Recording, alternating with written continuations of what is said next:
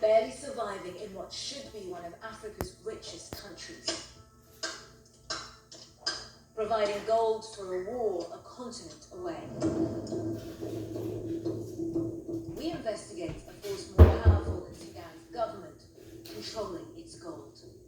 Subverting Sudan's destiny, threatening me and our sources, and thwarting democracy to evade sanctions in Russia's war on Ukraine.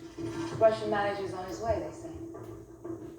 We uncover the extent of Russia's grip on Sudan.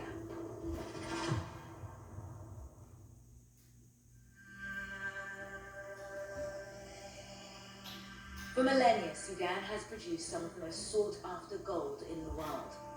And Putin's private army, the notorious paramilitary group Wagner, knows it. Sudan's government is denying Wagner's existence in the country, but we're not buying it. And we've come to investigate. Wagner's tentacles stretch right across Africa. We've discovered some of its most notorious operatives are working on Sudan.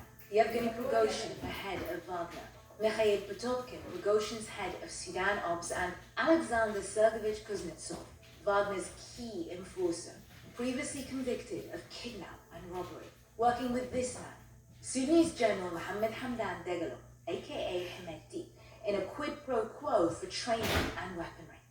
We traveled 200 miles north from the capital Khartoum to Gold Country to take a closer look at Wagner's main moneymaker, artisanal gold. Miners bring rocks they extract here to be processed. 85% of Sudan's gold is produced artisanally. This right here, it may not look like much. This is what's left after the rocks that the miners have brought in is milled. Now, they've taken what they can out of it, but this gets sold. And when it's properly processed with someone who has superior technology, you can make 10 times what those miners over there are making. 10 times more money without any of the backbreaking work. And the only foreign processing plant operational in Sudan is Wagner's Meadowy Gold, despite a Sudanese law limiting ownership to locals. Also troubling, Meadowy Gold was sanctioned 2 years ago by the United States for exploiting Sudan's natural resources and spreading their malign influence around the globe.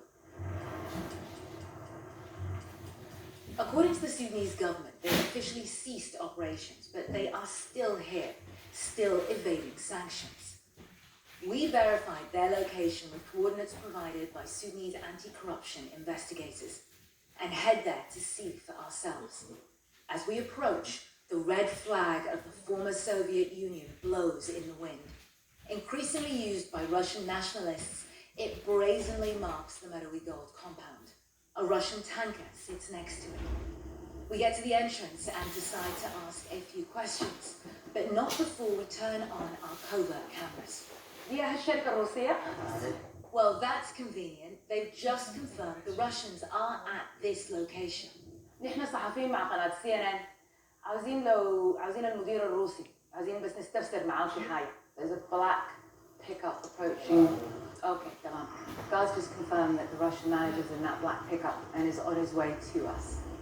A Russian van races to the office, but no one seems to be coming over. Seems the Russian manager has changed his mind. But others turn up instead. أعتقد الأخ وراك الإذن بتاعنا. بس نحن هسه دي شركة سبونسور شركة سودانية. They claim this plant is Sudanese owned and is called Al Solaj. Remember that name, it's important. Al Solaj. We head off the property to do some more filming, but we're followed. Security approaches. They want us to stop. This is public ground. This is public ground. Why is your band stopping here? Trying to get us to move on. They're taking pictures of us, of our license plates. The reason they're so nervous, Al Solaj is a front for the Russian company Meadowy Gold. Wagner is still operating illegally. A foreign company pretending to be Sudanese to evade US sanctions. We obtain their registration documents to prove it. The document on the left is for Meadowy Gold, the one on the right Al Solaj. These dates represent complaints made in employment courts against Merowi Gold. These ones from Asolash are the same. Under Sudanese law, when a company's holdings are transferred, so are any judgments against it. Here you can see the judgments against both companies are identical. All they've done is change the name. Wagner, hiding in plain sight to avoid US sanctions and keep the financial pipeline flowing back to Moscow and its war on Ukraine. A dangerous business to delve into. Since we've arrived in country, I've been informed by sources of threats that they believe to be credible against me. They say that's what happens here when you look too closely at Russia's business dealings. We're off to meet one of those sources, and he's asked that I come alone. Merowi Gold is a front for the Russians, specifically for the forces of Wagner that are working to exploit gold in Sudan and its export. It's a front, it's not a company. It extracts gold from tailings, and it buys gold from the Sudanese artisanal miners. That's not legal, because the law says that any gold producer is supposed to report the quantity it produces to the central bank and to the Ministry of Mining, and that does not happen. Inside Sudan's central bank, a whistleblower snapped this photo of a computer screen, showing official production in 2021 at 49.7 tons. 32.7 tons are unaccounted for by the central bank. But the real figure, we're told by whistleblowers, could be over 220 tons. That's around $13.4 billion worth of gold a year that's being stolen from Sudan. How has this happened? 2 years ago, the Sudanese people successfully overthrew Africa's second longest ruling dictator, Omar al-Bashir.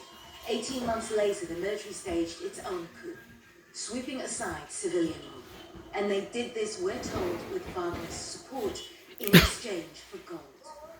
This man had a front row seat to Russia's machinations and has evidence to prove it stood to gain by supporting the Sudanese military's coup.